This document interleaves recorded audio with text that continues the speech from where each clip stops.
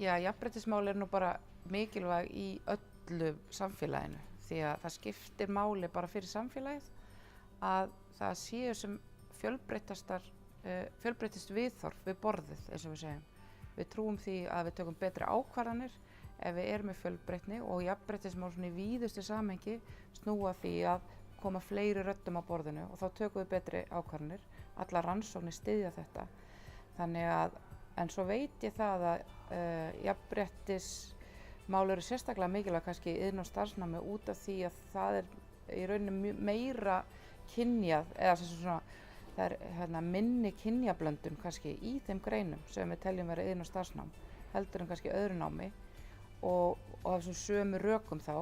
að við teljum að við tökum betri ákvarðanir og rekum í rauninni fyrirtæki betri ef að við erum með öll viðhorf og allar raddir við borðið þá skiptir máli að við höfum úr öllum hópnum að velja, að atvinnulífið hafi úr öllum hópnum að velja bæði konum og körlum og öllum kynjum eins og maður á að segja í dag náttúrulega og það bara þannig náum við inn besta fólkinu, hæfileikaríkasta manninum.